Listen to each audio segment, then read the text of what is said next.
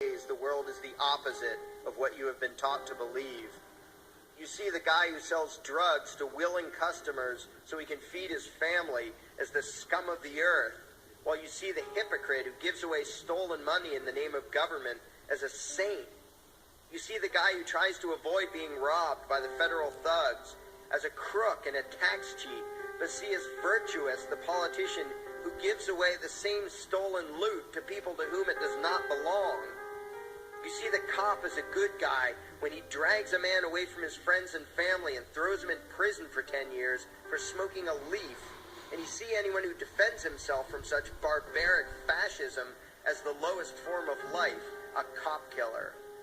In reality, most drug dealers are more virtuous than any government social worker, and prostitutes have far less to be ashamed of than political whores, because they trade only with what is rightfully theirs, and only with those who want to trade with them. The upstanding, church-going, law-abiding, tax-paying citizen who votes Democrat or Republican is far more despicable and a bigger threat to humanity than the most promiscuous, lazy, drug-snorting hippie. Why? Because the hippie is willing to let others be free, and the voter is not.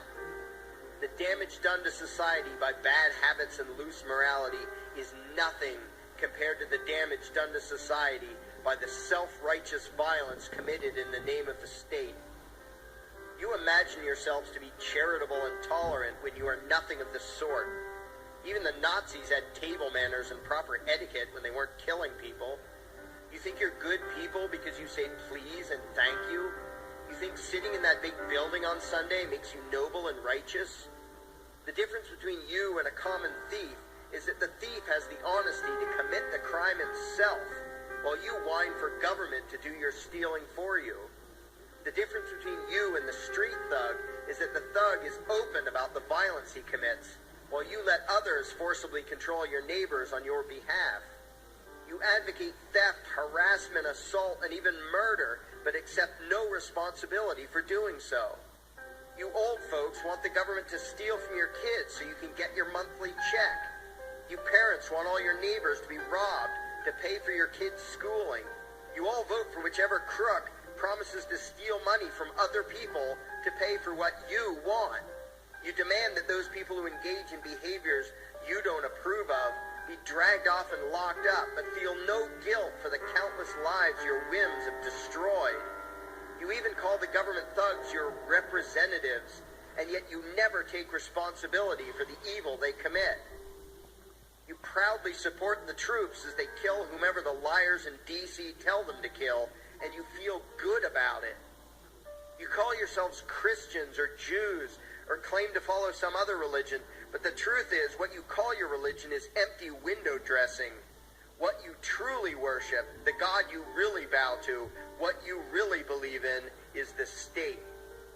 Thou shalt not steal, thou shalt not murder, unless you can do it by way of government. Then it's just fine, isn't it?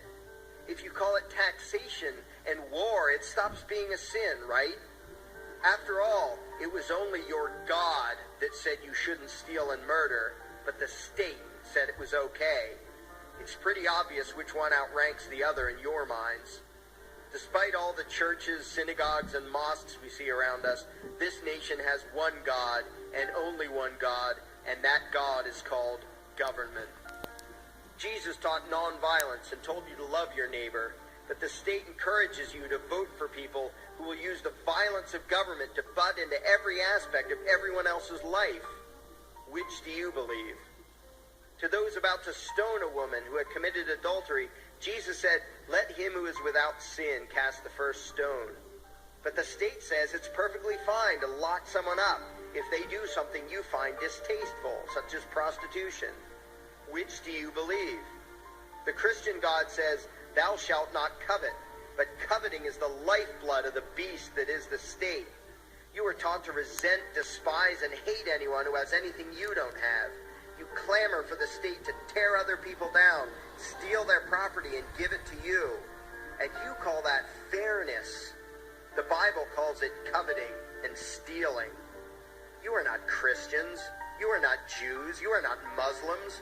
And you certainly aren't atheists. You all have the same God, and its name is government. You're all members of the most evil, insane, destructive cult in history. If there ever was a devil, the state is it, and you worship it with all your heart and soul. You pray to it to solve every problem, to satisfy all your needs, to smite your enemies, and to shower its blessings upon you. You worship what Nietzsche called the coldest of all cold monsters, and you hate those of us who don't. To you, the greatest sin is disobeying your God, breaking the law, you call it, as if anyone could possibly have any moral obligation to obey the arbitrary commands and demands of the corrupt, lying, delusional megalomaniacs who infest this despicable town. Even your ministers, priests, and rabbis, more often than not, are traitors to their own religions, teaching that the commands of human authority should supersede adherence to the laws of the gods they say they believe in. Several years ago, I heard one pompous evangelical jackass in particular pontificating on the radio that anyone who disobeys the civil authority, be it a king or any other government, is engaging in rebellion against God. Those were the exact words he used. What if the government is doing something wrong? Well, this salesman for Satan opined, that is the business of those in government, and you are still obligated to obey. Everywhere you turn, be it the state or the church, the media or the schools, you are taught one thing above all else, the virtue of subjugating yourselves to mortals who claim to have the right to rule you. It is sickening the reverence with which you speak of the liars and thieves whose feet are so firmly planted on your necks. You call the congressmen and the judges honorable, and you swoon at the magnificence of the grandiose halls they inhabit, the temples they built to celebrate the domination of mankind. You feel pride in being able to say you once shook a senator's hand or saw the president in person. Ah, yes, the grand deity himself, His Royal Highness, the President of the United States of America. You speak the title as if you're referring to God Almighty.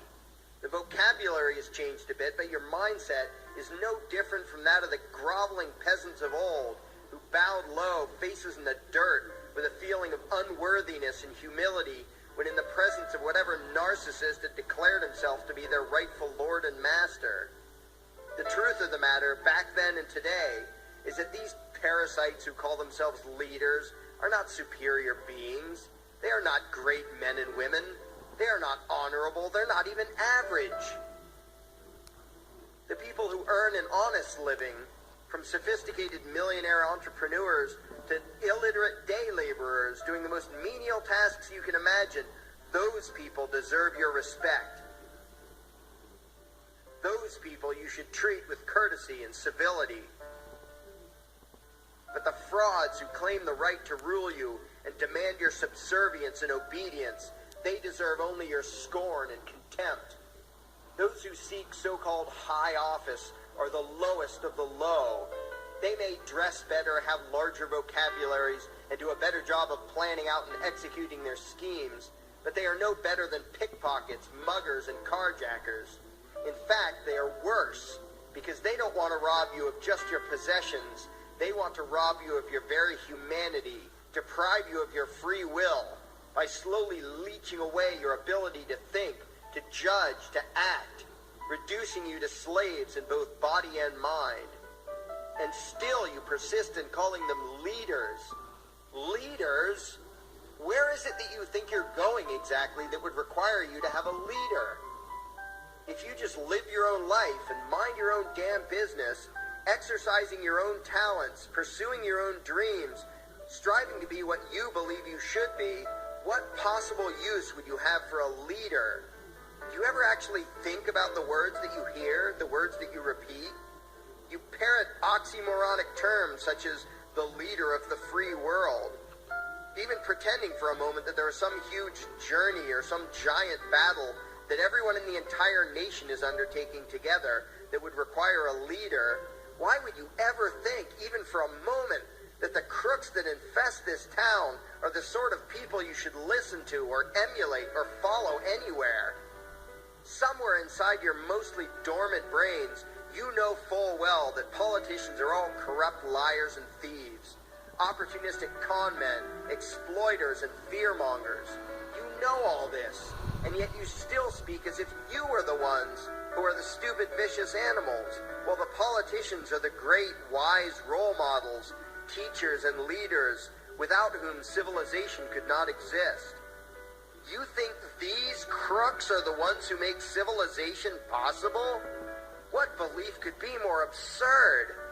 Yet when they do their pseudo-religious rituals, deciding how to control you this week, you still call it law, and continue to treat their arbitrary demands as if they were moral decrees from the gods that no decent person would ever consider disobeying. You have become so thoroughly indoctrinated into the cult of state worship that you are truly shocked when the occasional sane person states the bleeding obvious. The mere fact that the political crooks wrote something down and declared their threats to be law does not mean that any human being anywhere has the slightest moral obligation to obey. Every moment of every day, in every location and every situation, you have a moral obligation to do what you deem to be right, not what some delusional bloated windbag says is legal. And that requires you to first determine right and wrong for yourself, a responsibility you spend much time and effort trying to dodge. You proclaim how proud you are to be law-abiding citizens and express your utter contempt for anyone who considers